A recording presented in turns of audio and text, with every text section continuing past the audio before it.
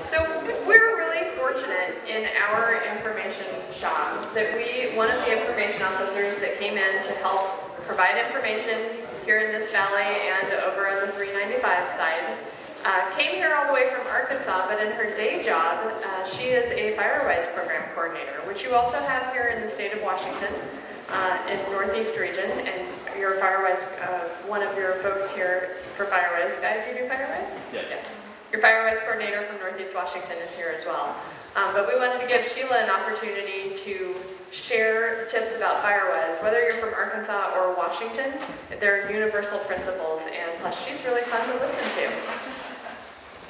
And after Sheila does her presentation, then you'll have the folks from your local organizations who can provide different types of help, both for FireWise and defensible space as well as fire recovery. So after her will be Guy Gifford from Department of Natural Resources, Lloyd Odell from the Ferry Conservation District, and I think Bart Osland is right here today from the Natural Resource Conservation Service. He had planned to come.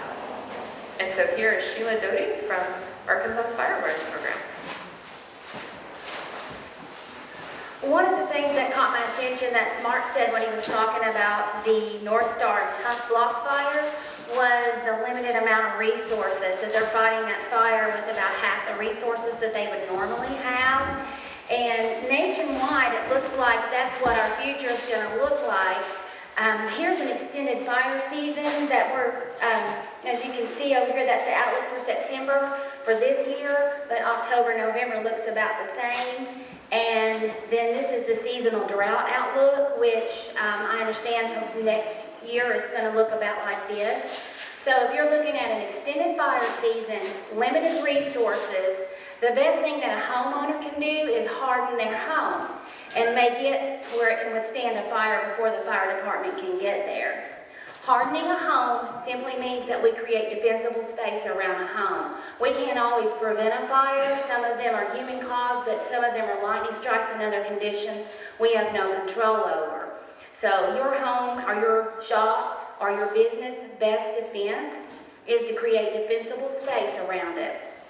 And defensible space is important for 3 reasons. The most important reason is when firefighters come to fight your home, they need to have space around their home, around your home, where they can get in safely, set up, and put out the fire. The second most important is if you have a house fire, that can spread to your yard and that can spread and become a wildfire.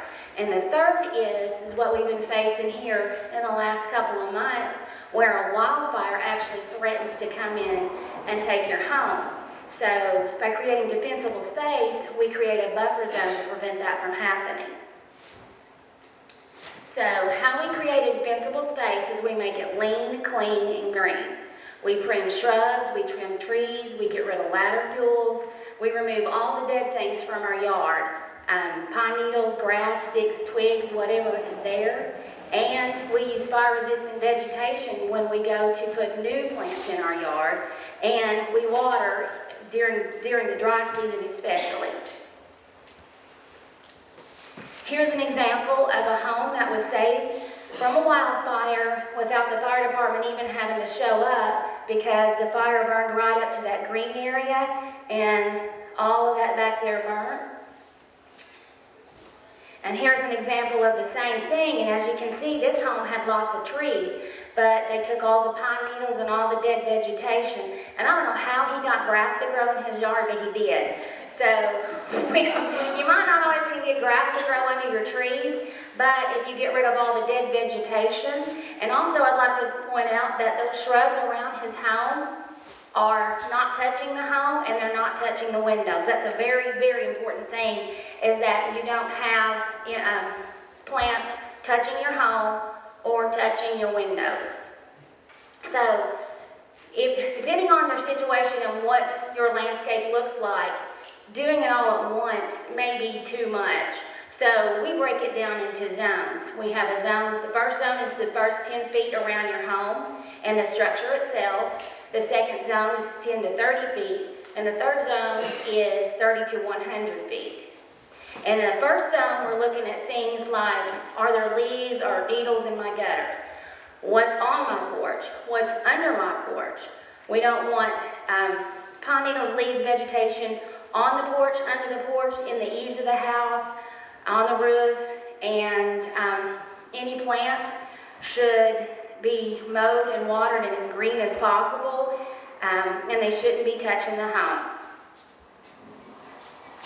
And here's another picture of what can happen. That wooden fence is on fire, and if it's connected to your house and your house is wood, your house is going to burn too. So we suggest if you have a wooden fence that it doesn't touch the house, that you put up a metal pole or brick in between the home and the fence to set up a barrier.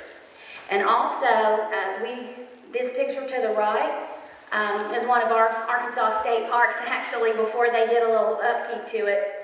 All the leaves that get under that porch are just waiting for a fire. Embers can blow under there, and you won't even know that that's a problem until it creates an oven effect, and then 2, 3, 4, 6 hours later, that heats up and ignites a flame underneath the structure.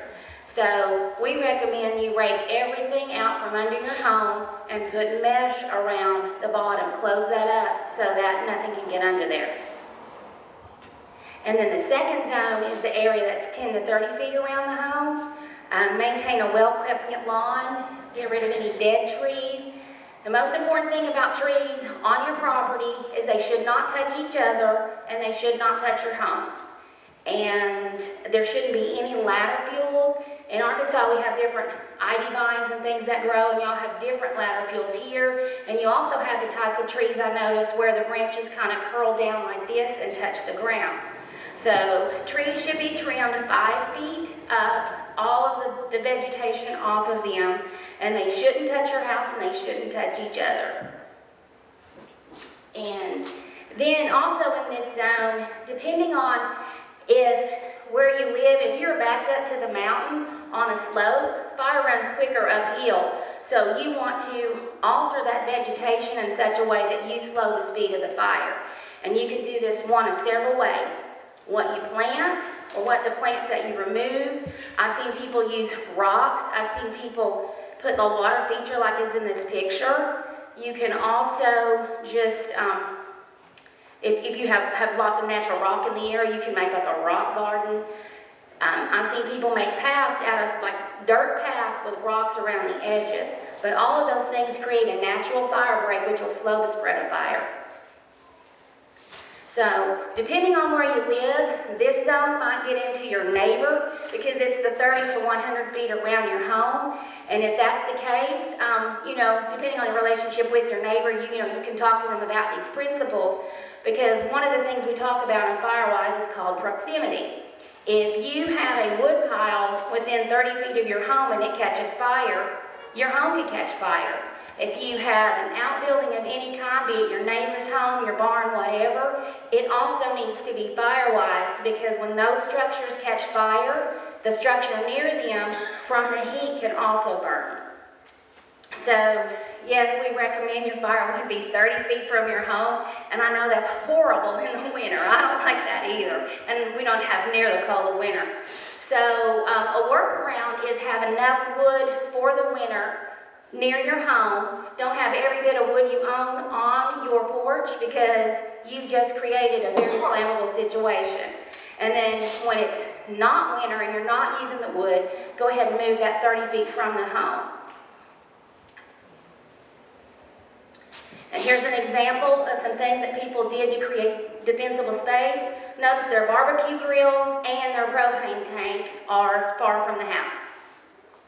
And then here's another example of what the front of that. See, they still have stuff in their yard, but they have a place where firefighters can get in, set up, and defend your home. And we see this is an Arkansas picture, but I've seen this here. This is kind of universal because things die. The picture on the right, that slash, it could be caused from burning, it could be caused from logging or tornadoes or ice storm.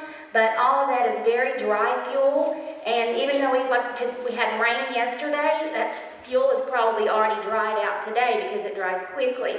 So we recommend that you clean that up and have it looking more like the picture. And a couple other points, make sure your driveway is at least 12 foot wide so a fire truck can get down your driveway safely. You don't want to find that out when you have a fire. And make sure that your address is clearly marked on your home out by the road where if you have a house fire, surely they can find it because they can see the smoke. But if you have a medical emergency, it's more important that you have a clearly labeled address that they can get to your home. And here's just another couple of pictures of things that people have done to create defensible space. And that's all. We have some handouts on the back, a checklist of things that you can look at to maybe put some of this into place. And we also have a wildfire action guide. We printed some out, and the National Ready, Set, Go office is mailing some, and we will make sure that some is given to Guy and some is available in your community. And the Ready, Set, Go guide actually has what you can do now, what you can do if you think there's a situation where you may have to evacuate, and then what to do if you need to evacuate. It has a really good checklist in there for all of that.